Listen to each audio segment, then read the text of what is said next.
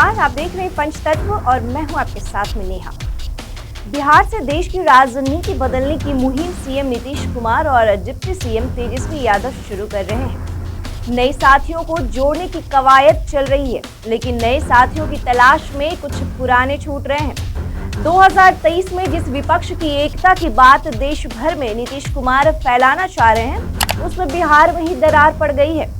पूर्व सीएम जीतन राम मांझी ने सरकार और महागठबंधन से किनारा कर लिया है। इसका असर क्या होगा ये तो आने वाला वक्त बताएगा, लेकिन 2023 में एक बार फिर 2015 का पॉलिटिकल कैलेंडर रिपीट हो रहा है। साल 2014 में लोकसभा चुनाव में करारी हार के बाद नैतिक जिम्मेदारी लेते हुए नीतीश कुमार ने सीएम पद से इस्तीफा दे दिया।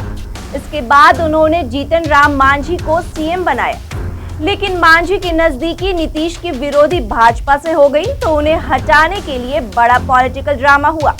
इसके बाद 2015 में जब बिहार विधानसभा चुनाव हुआ तो भाजपा की ओर से योद्धाओं में मांझी और उपेंद्र कुशवाहा के साथ रामविलास पासवान का कुनबा शामिल था, जबकि महागठबंधन में जदयू, राजद और कांग्रेस शामिल थे। जीतन राम मांझी के महागठबंधन छोड़ने से एक बार फिर 2023 में 2015 वाली स्थिति दिख रही है। जीतन राम मांझी ने महागठबंधन तो छोड़ दिया, लेकिन अब अगर वे एनडीए में आ जाते हैं तो ये भाजपा के लिए बेहतर मौका हो सकता है। दलित वोटरों को लुभाने के लिए भाजपा के पास अपने फोर्स के अलावा चिराग पासवान है ही।